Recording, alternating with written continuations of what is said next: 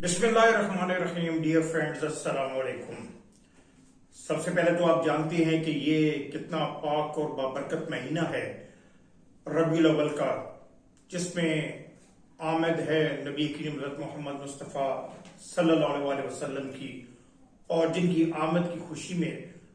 ملک کے طول و عرض میں میلاد منائے جا رہے ہیں، اور درود السلام کے پھول جو ہے وہ آپ صلی اللہ علیہ وسلم کی بارگاہ میں پیش کیے جا رہے ہیں. جس دن ربیع الاول تھی، 12 ربیع الاول، اس سے ایک دن پہلے میرے چھوٹے بھائی ہیں طارق ابان،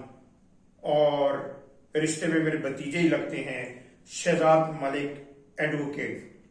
تو انہوں نے یہ جہاں پر سیٹلائٹ ٹاؤن کے علاقے میں رہتے ہیں، سی بلاک میں، وہاں پر انہوں نے اپنے گھر کے باہر اس اسٹریٹ میں انہوں نے میلاد مصطفیٰ صلی اللہ علیہ وسلم کی محفل سجائی ہوئی تھی. تو سب سے پہلے تو مجھے انتہائی خوشی ہوئی کہ جب میں وہاں گیا،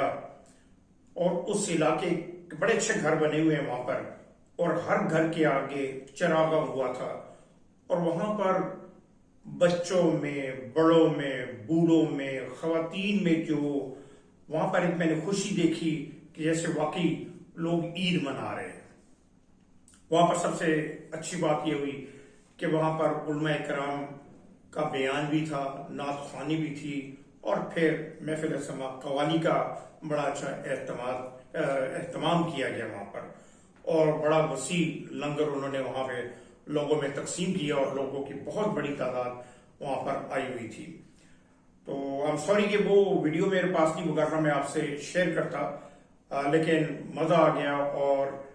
کہ واقعی اس میں اگر دیکھا جائے تو اب یہ دیکھیں کہ ہم من حیث القوم ہم میں بہت خرابیاں ہیں، اور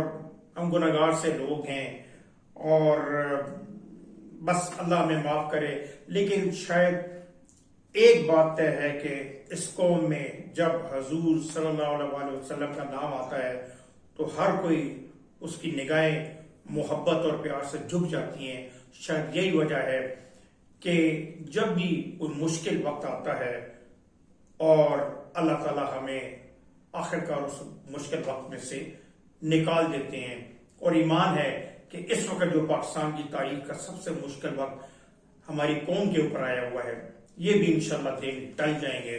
اور یہ ملک اپنے اصل راستے کی طرف رواں دواں ہو جائے گا انشاءاللہ تعالیٰ. اچھا دوستو، چونکہ یہ ربیع الاول کا پاک اور بابرکت مہینہ ہے، اور اس میں جو ہے وہ ہر طرف جو درود السلام کی محفل سجائی جا رہی ہے، اس سے بھی یقینی طور پر اللہ تعالیٰ کرم فرمائیں گے اس ملک اور قوم پر، اور انفرادی طور پر بھی لوگوں پر، اور اجتماعی طور پر بھی لوگوں پر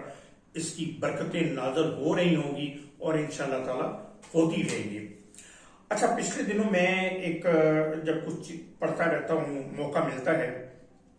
تو میں نے ایک جگہ پڑھا کہ حضرت معاذ رضی اللہ تعالیٰ عنہ، جو صحابی رسول صلی اللہ علیہ وسلم تھے،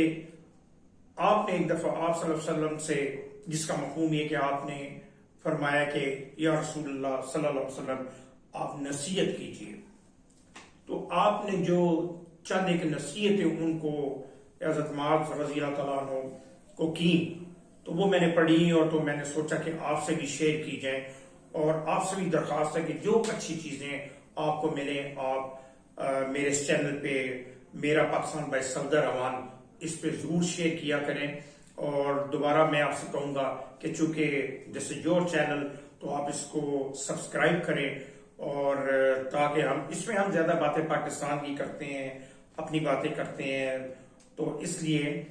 میرا اور آپ کی جو باتیں ہوتی ہیں وہ کرتے ہیں. تو اس لیے اس کو آپ نے سبسکرائب کر رہے ہیں، اور دوستوں کو بھی کہنا ہے، اور جو اچھی چیزیں آپ تک پہنچے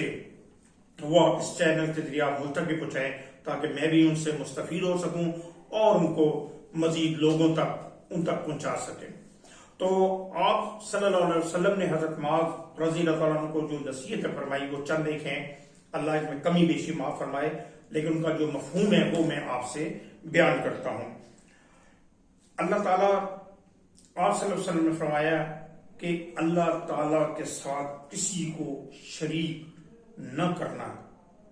چاہے تمہیں قتل کر دیا جائے یا جلا دیا جائے۔ دیکھیے اللہ تعالیٰ ہر گناہ معاف کر دے گا، لیکن شرک کو اللہ تعالیٰ معاف نہیں فرمائیں گے۔ اس لیے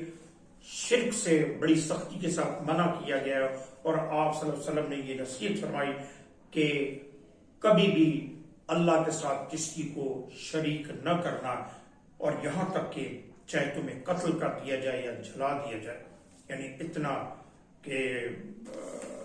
مطلب اس سے ظاہر ہوتا ہے کہ اللہ تعالیٰ ہر گناہ معاف کر دیں گے، لیکن شرک کو اللہ تعالیٰ ناپسند فرماتے ہیں اور اس کی معافی بھی نہیں ہے۔ اس کے بعد دیکھیں اسلام جو ہے وہ ایک مکمل ضابطہ حیات ہے، یعنی کمپلیٹ کوڈ آف لائف ہے۔ دنیا کے جتنے بھی مذاہب ہیں وہ عبادات پہ زیادہ زور ڈالتے ہیں۔ اسلام چونکہ اللہ تعالیٰ کا یہ وہ دین ہے جس کو اس کائنات کے لیے مکمل ضابطہ حیات کا درجہ دیا گیا، اور اس میں ہر پہلو کو ڈسکس کیا گیا۔ یعنی قرآن پاک میں آپ دیکھیں معیشت کو، معاشرت کو، آپ کے جوڈیشری کو، آپ کے ایوری مطلب سب کچھ چیزوں کو ڈسکس کیا گیا، اور اس میں حقوق کے اوپر بڑا جو ہے وہ اپنا زور دیا گیا ہے۔ تو اس میں والدین جن کا کہ بہت بڑا مقام ہے، اور ماں جس کا درجہ اللہ تعالیٰ نے اتنا دیا کہ فرما دیا، جس کا مفہوم یہ ہے کہ ماں کے قدموں کے نیچے جنت ہے۔ اور باپ کہتے ہیں کہ والد جو ہے اولاد کے حق میں جس کی دعا سب سے زیادہ قبول ہوتی ہے وہ باپ ہے۔ تو اللہ نے فرمایا اور آپ صلی اللہ علیہ وسلم نے نصیحت فرمائی کہ اے معاذ والدین کی نافرمانی نہ کرنا، یعنی ان کے ہر حکم کی تکمیل جو ہے وہ ہمارے اوپر واجب ہوتی ہے، فرض ہوتی ہے کہ ہم ان کے احترام کریں اور ان کا خیال کریں، جو حقوق ان کے ہیں ان کے مطابق چلیں۔ کیونکہ آپ یہ دیکھیں گے والدین جو ہوتے ہیں وہ بچپن میں اپنی ہر قسم کی سختیاں برداشت کر کے اپنے جو بھی ان کے سورسز ہوتے ہیں اس کے مطابق اپنی اولاد کو پروان چڑھاتے ہیں۔ تو جب اولاد جوان ہو جائے ان کا بھی فرض ہے کہ اپنے والدین کے ہر حکم کی تعمیل کریں، یعنی نافرمانی نہ کریں۔ یعنی اس میں بھی ہے کہ ہر جائز بات کی بات ہے، کیونکہ والدین کی طرف ان کی ماں سوئے اگر وہ آپ کو دین سے دور کرتے ہیں تو پھر آپ کے اوپر ہے کہ آپ ان کی بات کو نہ مانیں۔ اچھا اب ہم بات کرتے ہیں جو تیسری نصیحت حضرت معاذ رضی اللہ تعالیٰ عنہ کو نبی کریم صلی اللہ علیہ وسلم نے فرمائی، جو نصیحت کی آپ نے، وہ تھی نماز کے بارے میں۔ دیکھیں نماز جو ہے وہ جس کا قرآن پاک میں کم و بیش 500 دفعہ ذکر کیا گیا ہے عبادت کے بارے میں، تو فرض نماز جو ہے وہ انتہائی ضروری ہے۔ یعنی آپ نے فرمایا کہ فرض نماز کو جان بوجھ کر کبھی نہ چھوڑنا، کیونکہ یہ فرض نماز جو ہے یہ ایک حکم ہوتا ہے، آرڈر ہے، اور جو آرڈر ہوتا ہے means you have to do that, آپ نے کرنی ہے، تو آرڈر ہے یہ۔ اور جو شخص فرض نماز چھوڑتا ہے تو گویا اللہ تعالیٰ اس کے ذمے سے بری ہو جاتا ہے، یعنی پھر اللہ تعالیٰ کہتا ہے ٹھیک ہے اب یہ میری ذمہ داری میں نہیں ہے۔ تو اتنا اس کے بارے میں اگر اس پہ غور کریں تو یہ کافی سخت ہے کہ جو شخص نماز نہیں پڑھے گا اللہ تعالیٰ اس کے ساتھ کیا معاملہ فرمائیں گے۔ اللہ تعالیٰ ہمیں معاف کرے اور ہمیں فرض نماز کی ادائیگی کی توفیق عطا فرمائے، اور ہمیں یہ فرض پورا کرنے کا جو حکم ہے ہم اس پر عمل کریں۔ پھر آپ یہ دیکھیں کہ اسلام میں ہر چیز کو، جیسا میں نے بھی پہلے کہا کہ ڈسکس کیا گیا ہے، اور اس میں آپ دیکھیں کہ اسلام سے پہلے عرب کے معاشرے میں جہاں اور برائیاں جو تھی وہ بہت عروج میں تھی، اس میں شراب کا استعمال بھی بہت زیادہ تھا۔ تو آپ صلی اللہ علیہ وسلم نے حضرت معاذ کو فرمایا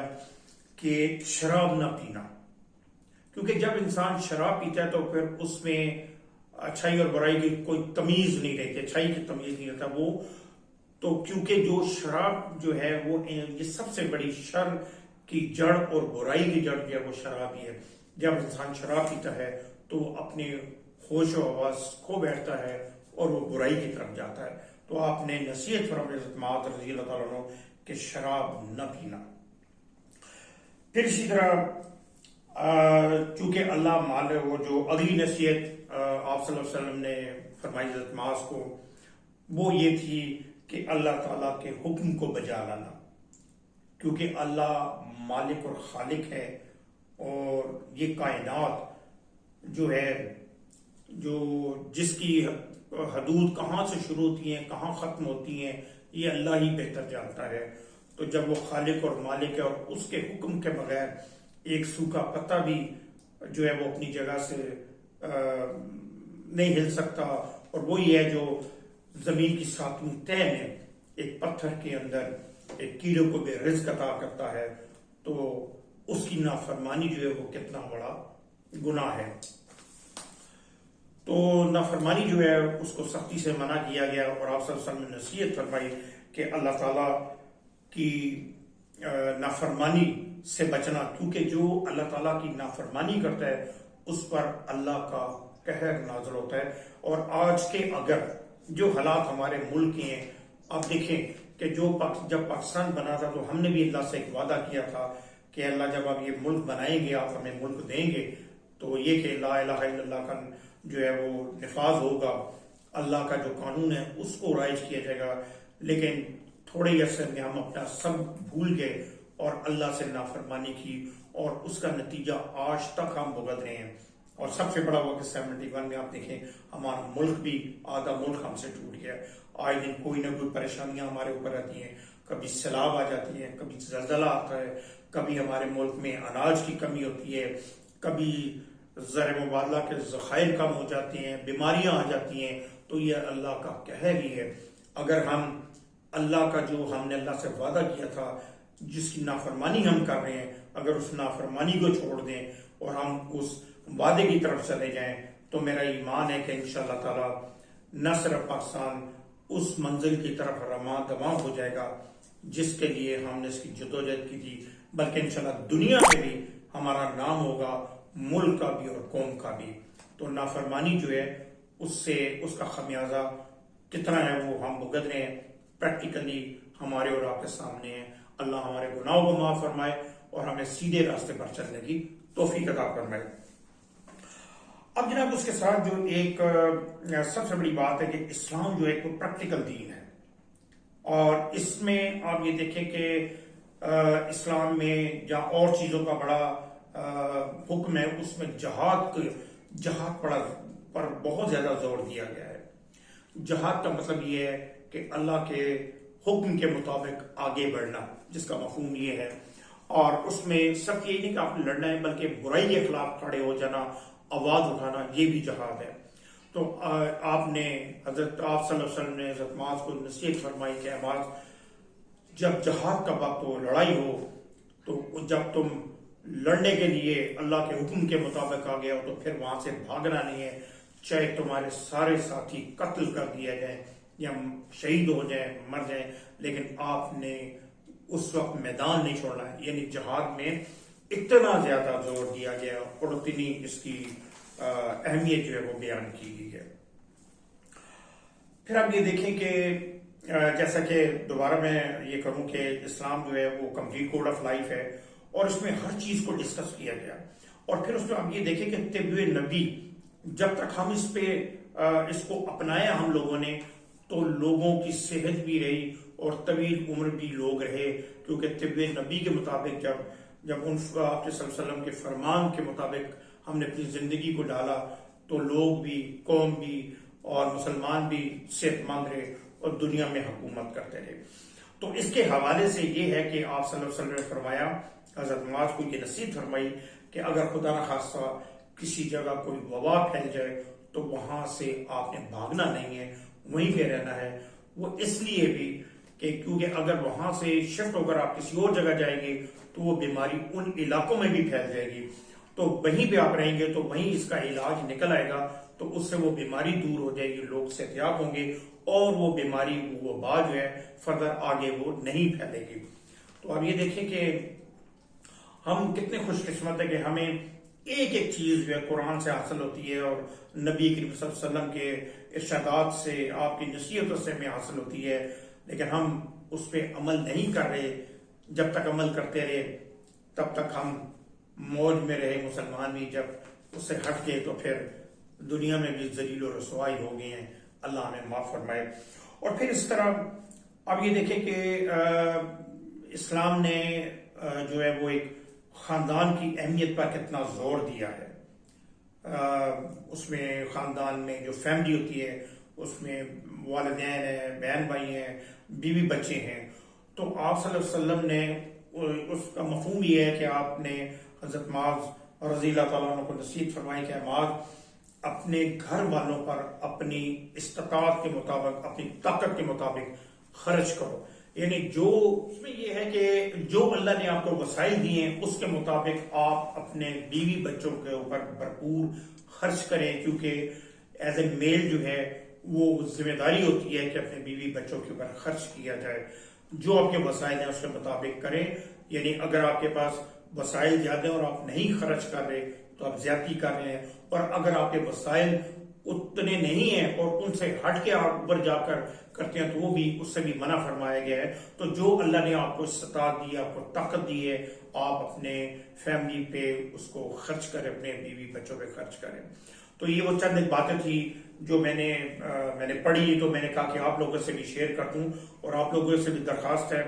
کہ جو اچھی چیزیں آپ کو ملیں آپ پڑھیں، آپ سنیں، مستند چیزیں اپنے اس چینل میرا پاکستان صفدر روان بائی صفدر روان کے ذریعے شیئر کریں تاکہ ملک تک بھی پہنچے اور ہم اس کو مزید آگے لوگوں تک پہنچا سکیں۔ پاکستان زندہ باد۔